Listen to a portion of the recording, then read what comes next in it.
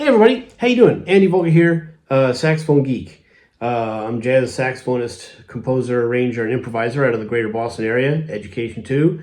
And I'm going to show you some things today, some mouthpiece measuring kits and some mouthpiece projects that I'm going to be sending out to my friend and mouthpiece refacer Adam Niewood. Adam Niewood's going to be closing his shop and moving on to greener pastures in his life. And I want to get him a few things before that happens. So I'm going to show you what I have that I'm going to send to him. I've been planning on doing this for a while, but honestly, if you ask anybody, they'll say, "Oh, Andy's crazy about mouthpieces." I know a lot about it, and I am a little crazy about it, but I generally kind of play what I play, and I don't really move from mouthpiece to mouthpiece that often. So I have some projects that are online, and now is the best time to send them. And I think what I would ask of Adam is to have a look at what I have to send and see what's worth working on. I mean, anytime you go to skilled labor, it's expensive, and it should be.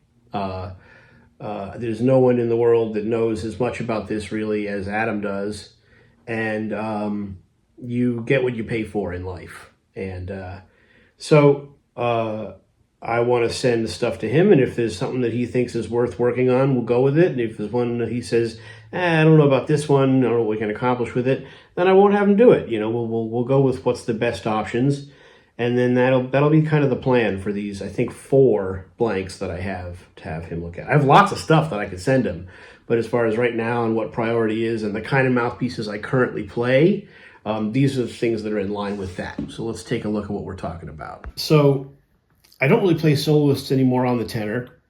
I don't plan to send any alto mouthpieces. My alto setup's pretty stable. And I play soprano. I love soprano. And Adam did for me a metal Selmer piece that turned out to be my primary piece. I really liked it, so I picked up this second one. It's not quite the same as the first one, and I'll show you what I mean by that in a minute. So I'm looking at soprano and tenor right now to send to Mr. Niewood. And what I have here to show you is something I picked up a long time ago. This is a Ralph Morgan mouthpiece measuring kit. This is not original. This is a plastic piece of glass, whatever. This is what this came with, because the guy got this and it was broken. It has this sort of long, swooping measuring wand that has millimeters marked on it. And this really only goes up to like a 7 tenor mouthpiece. This is really for clarinet, alto, and soprano. It's not quite big enough to get you to large size tenor mouthpieces or baritone mouthpieces. But again, this is what this kit had come with. And then the guy I got this from had these 6 feeler gauges. And if you know anything about mouthpieces, you use these to measure the mouthpiece against the piece of glass, to measure the facing curve and all that kind of stuff. I'm not an expert. I don't have any skills in this area. I just like mouthpieces that play great, and and I learned what I could over time. So I've had this a long time. I don't do any kind of refacing or mouthpiece work. You shouldn't, unless you're really interested in spending many, many years apprenticing and working to build that kind of skill. It's like anything.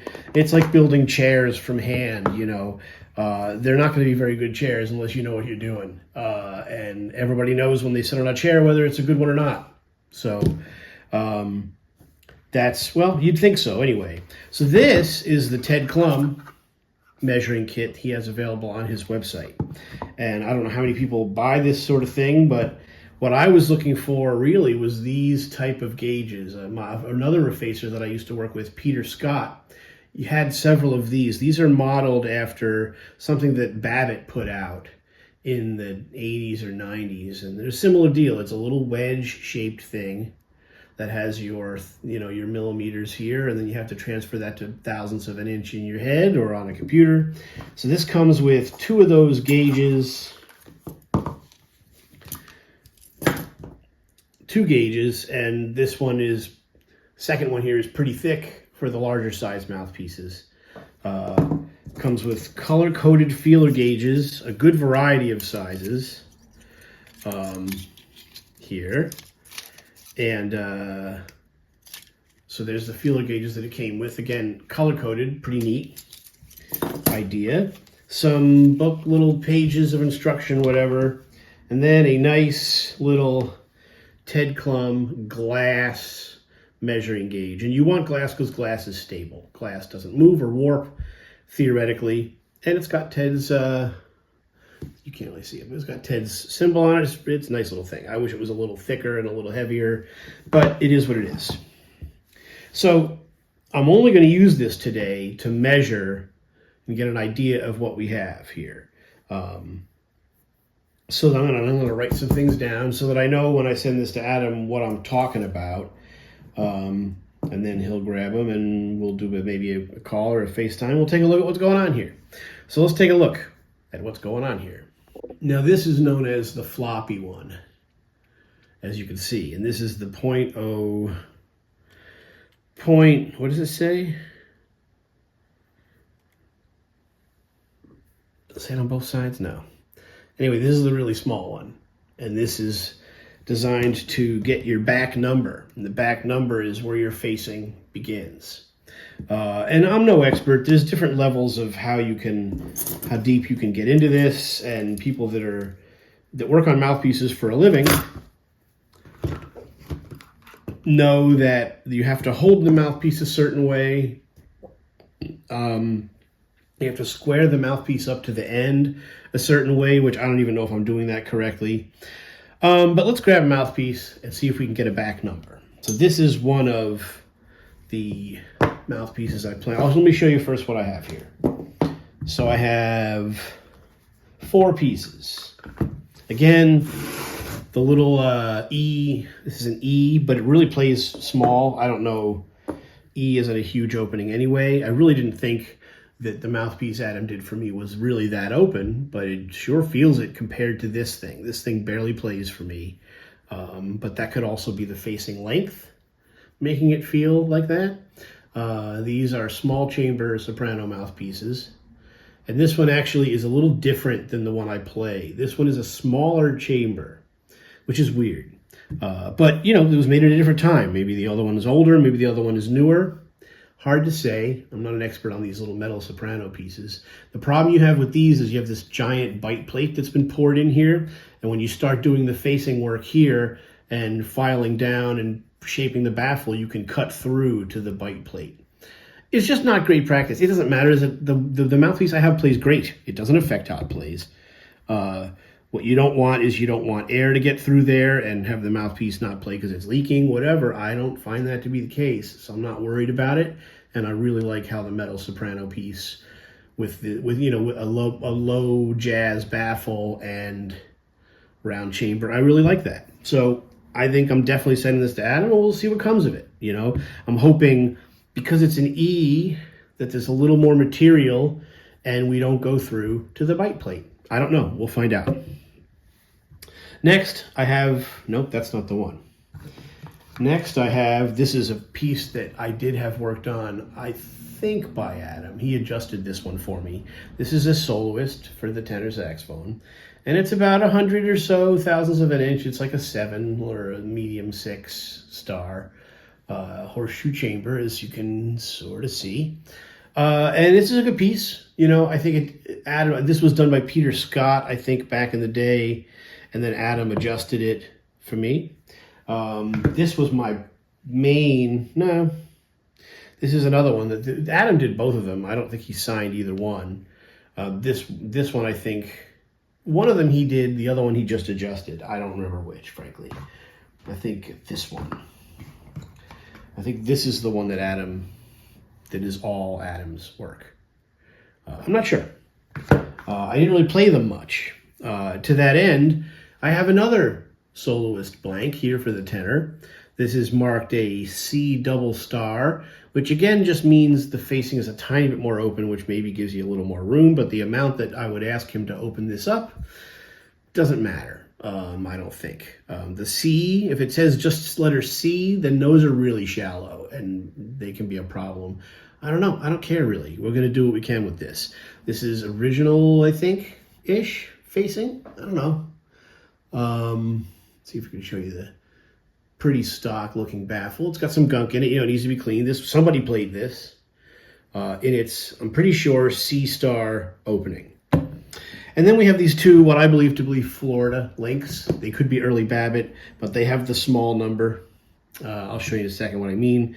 And this one is a 4-star, pretty chewed up old mouthpiece, right? But I do believe it's got its original baffle material, that this probably wasn't refaced in any way.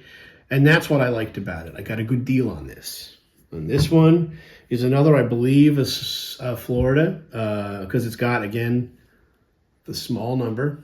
This has been worked on by somebody, because that's not the rounded shape of this is not how these really came originally, I don't think. Anyway, you never know. The last Florida that Adam did for me, I had high hopes that it would be a good backup for my 7, and it had table problems. And by the time he corrected the table problems, there wasn't enough here to really get it as open as I wanted, which turned out that I don't really play it very much because it's a little shallow and now I'm playing an 8, so it doesn't matter anyway. So I'm hoping to send these two to Adam and see what he thinks. Maybe have one do a nice 7 like I used to play and have the other one to an 8. I don't know. We'll see what he says about these pieces. So let's take the glass here. And so we're going to take this, which is a 6. I don't even know what the opening is, but let's put this on the glass here. And what you do is you put the mouthpiece on the glass and you hold it with your thumb. I believe you want, I don't know. So here's the question. I think that they say that you put the mouthpiece to the end of the glass, like there. But I would think you would want the mouthpiece to the beginning of the gauging right there. I don't really know. I think it goes like that,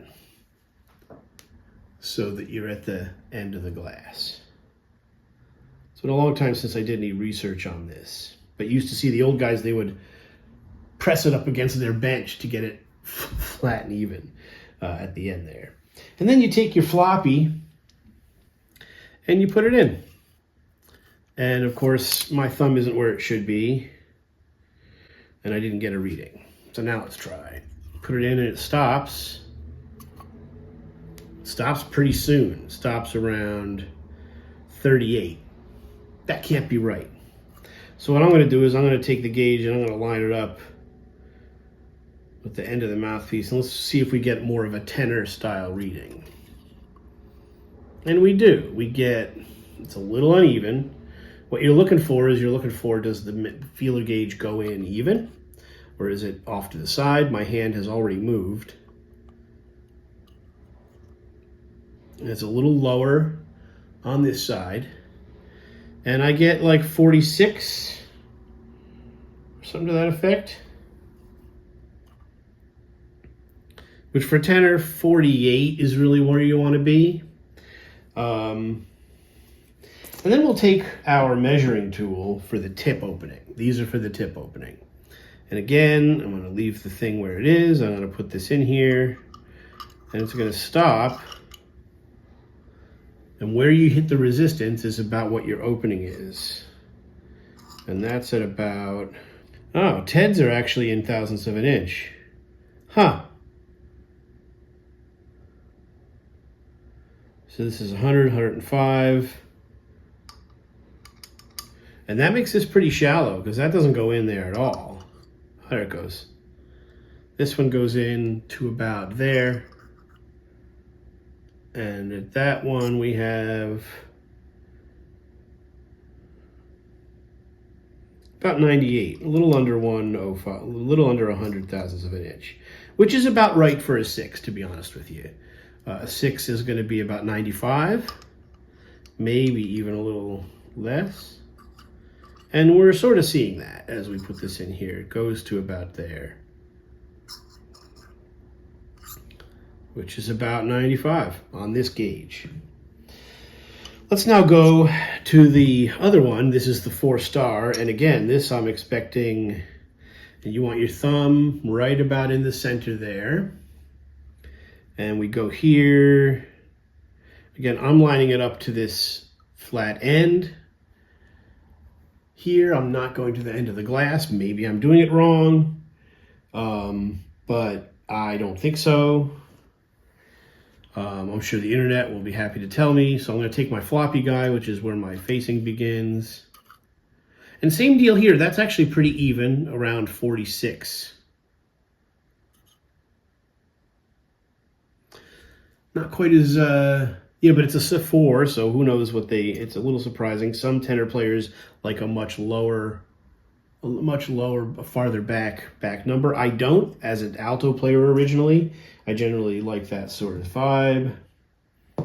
And I'm going to use the thinner tip opening gauge, and I'm expecting this to be pretty shallow as it is a 4-star. Goes into about there, and that marking right there is about 80. And again, for a 4-star, that's not a huge surprise to find that. So there you go. Let's measure the tip opening of this C star. And again, I'm going to take my gauge. I'm going to line it up to the end of the mouthpiece, my thumb sort of in the heart of all the deal here. And what do we get for an opening here? Here we get even a little shallower. I get about 75, maybe a little less, almost 70 for that mouthpiece. Let's check our back number on this mouthpiece. I'm curious to see what a original C double star measures at the back number. So let's put this in here. Can you still see me? Yes, you can. Wow, that's pretty shallow. That's pretty short facing. I get almost 40 on that. It's even. It's pretty even, but I'm getting almost 40, which is quite a surprise. But I would imagine that's how you make such a small mouthpiece play at all, frankly. Now, soprano's a whole nother deal, because the back number for a soprano mouthpiece is probably 38 or 40. I don't know. But let's put the glass on here and line it up to that back number, to that first mark on our gauge, and we are. And let's take our tiny feeler gauge and let's drop it in here. Our floppy feeler gauge. And we get, wow, look at that. It's a little uneven. It sits in at kind of an angle, as you can probably see. And we're somewhere around 30. I'm getting like 34 here and almost 30 on the other side there. So we're at like 32-ish. Who knows if that's what it's supposed to read? And we'll take our tiny one here. Now, again, this is the letter E. And we put that in and we get to about there. We don't go much farther than that. Make sure I have good pressure on the plate here. And we go to about there. That marking is about, oh, it's pretty low. It's about 50, getting about 50 thousandths of an inch right there. Press down. Sorry, you probably can't see me. So I get good firmness on the plate here so that I get a good measurement of my gauge. And again, we go into where it about stops.